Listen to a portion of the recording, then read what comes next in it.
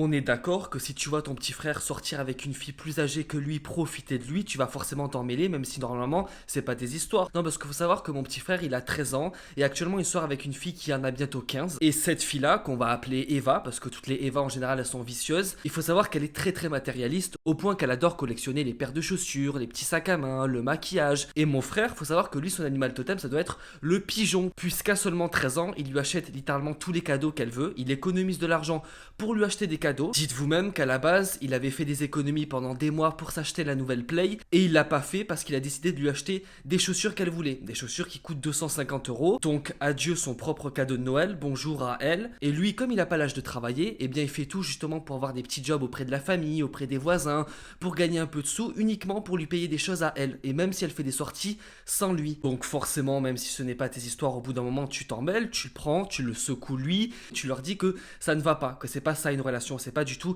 quelque chose qui est sain. Là, c'est juste une relation qui ne va que dans un sens et qui tourne autour des biens financiers, quoi. Sauf que lui, bien évidemment, il ne t'écoute pas parce que l'amour, ça rend bête et déjà qu'il était bête de base. Et elle, quand tu lui envoies un message pour lui expliquer les choses, elle ne te répond pas. Elle te lâche un vu. Puis après, elle va embrouiller ton petit frère pour lui dire que ça ne se fait pas. Et vous savez ce qu'elle fait quand elle est en colère et qu'elle boude à son mec? Eh bien, pour se rattraper, il doit lui payer un McDo, par exemple, ou un fast-food, ou à manger. Parce que sinon, il n'y a pas de réconciliation possible. Donc là, ce qu'il a fait, c'est qu'il est parti acheter des chips et des bonbons pour lui apporter. Et faut savoir que demain, ils ont prévu d'aller au cinéma, cette fois-ci tous les deux. C'est moi qui vais les emmener, donc je vais en profiter pour leur parler. Cette fois-ci, en face à face, et pas derrière un message. Et je vais essayer de leur faire comprendre une bonne fois pour toutes que lui, c'est pas normal qu'il ait abandonné son cadeau de Noël qu'il attendait depuis des mois pour une fille avec qui il est depuis seulement 4 mois, et que elle, c'est pas normal qu'elle lui fasse la gueule à chaque fois qu'il y a quelque chose qu'il ne peut pas lui payer.